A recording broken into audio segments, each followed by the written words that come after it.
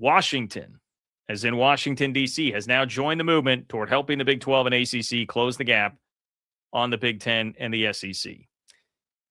And Greg Sankey, by the way, for those of you who love to hate Mr. Sankey, he put his foot in his mouth in front of the president. Got dragged pretty good on social media for it. I'll tell you about that. I'll tell you what he said and what actually happened in this White House meeting on Friday. Was anything actually accomplished that can help the Big 12? There's one thing. There's one big thing, and I'll tell you exactly what it is. So, over 40 people attended the Saving College Sports roundtable meeting at the White House on Friday.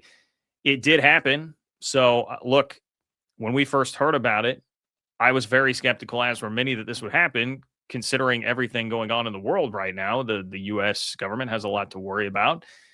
But it did happen, and it was streamed. You can go watch it on YouTube if you want. It's like an hour and 40 minutes. I wouldn't really suggest it unless you consider it to be somewhat your occupation, like it is for me.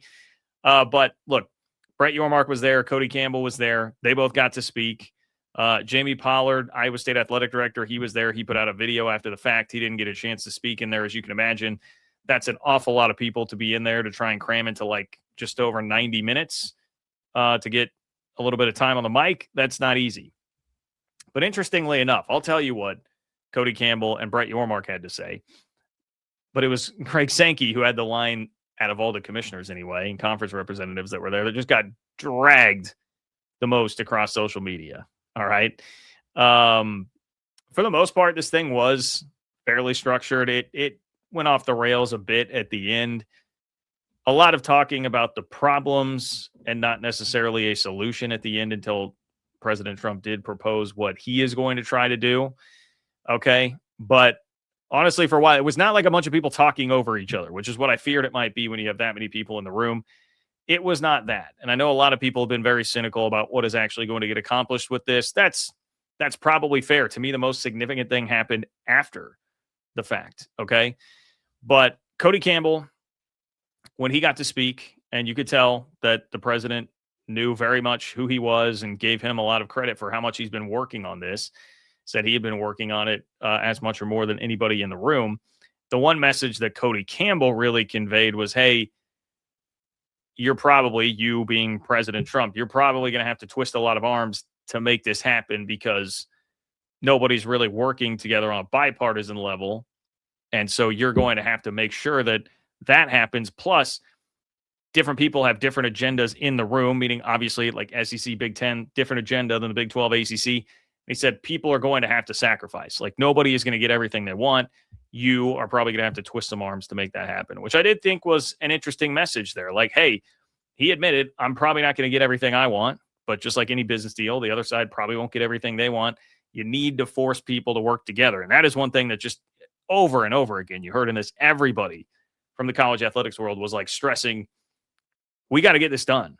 I mean, the tone and tenor of that meeting was like, if this doesn't happen within the next year, college sports is totally cooked and all these universities are going to, I mean, if you think this channel, people I feel like give me crap a lot of times on this channel about overstating the issues in college sports. Boy, go listen to that thing. A lot of talk about how much trouble everybody would be in if there is not a real sense of urgency. Okay, Brett Yormark, he got a chance to speak, and he did reiterate that the Big 12 is very much in favor of the SCORE Act, which was also a topic of conversation throughout this whole thing. They used that as like a basis, a starting point for this, and virtually everybody in the room seemed to support that. I mean, I think the SCORE Act does some good things. If you could combine that with the Sports Broadcasting Act piece of it and changing how revenue's coming into the sport, maybe you have something there, but I know there are concerns about the SCORE Act and what that would do to the Big Ten and SEC's advantage. Brett Yormark reiterated he supports the SCORE Act and then raised the question of agents and making sure that the SCORE Act takes care of protecting the student athletes from agents because they've been taking advantage of kids. So not the most consequential thing in the world from Brett Yormark. The Greg Sankey comments that got panned a bit here. He had this quote in his spiel, which, by the way, look, I'm just going to say this. Has anybody else listened to Greg Sankey? Have you heard him speak? Because the guy sounds to me like Darth Vader when he speaks, which is fairly appropriate. Anyway, he said, quote, our student athletes want to know that everyone is being held to the same standards and rules as them. Now, he's talking about SEC student athletes here. Like SEC student athletes want to know that everyone is being held to the same standards and rules as them.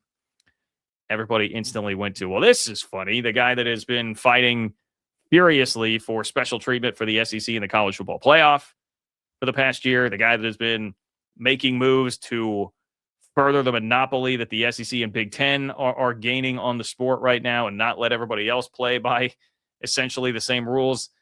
You've got a messenger problem there with that quote.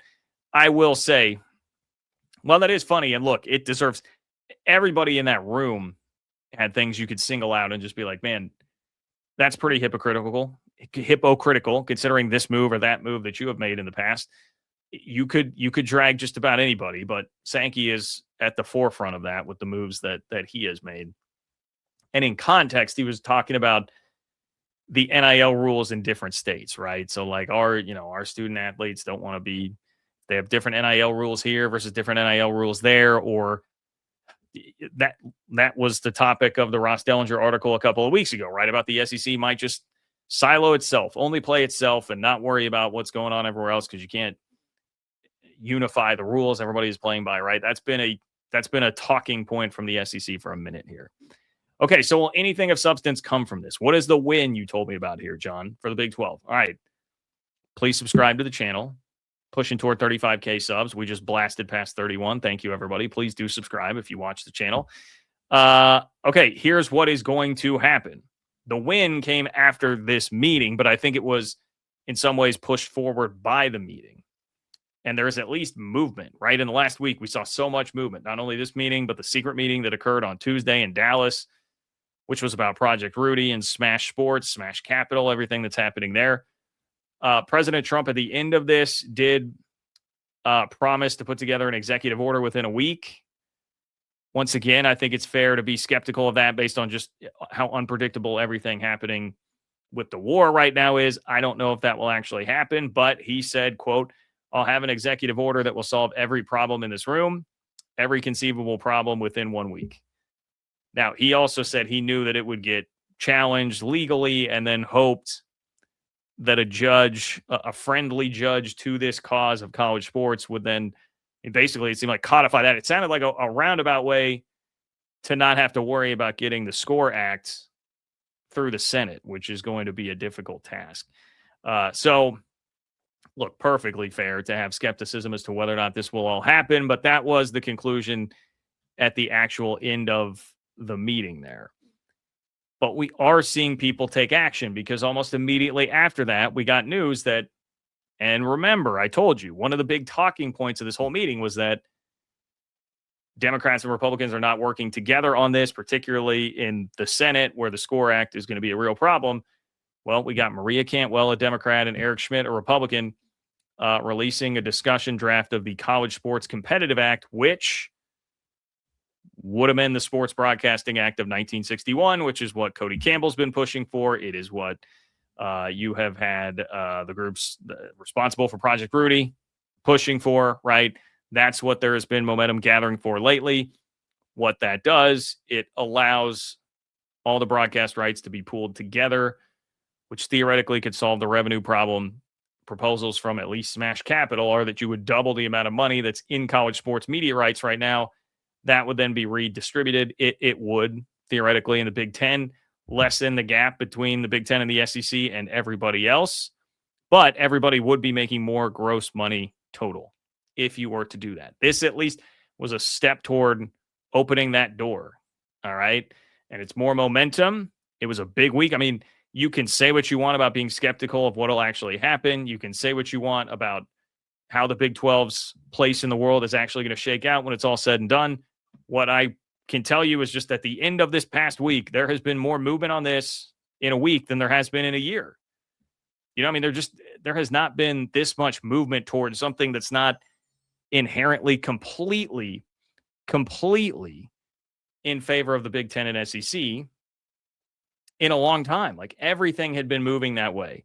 And then it was like we got the Big 12 and ACC to stand up and kind of stonewall what was going on with the playoff, where it looked like it was going to be 4-4-2-2, right? Now that's off the table. And now we're seeing here some real momentum toward, hey, let's tweak the Sports Broadcasting Act and get everybody some more revenue and not let the SEC and Big Ten just completely run away with this thing. So that's my positive spin on this after what's been a busy week. Now, if this is not your total cup of tea, I totally understand. If you do want more information on this and you want to really understand the biggest positive development that could close the gap between the Big 12 and the SEC or Big 10, click here.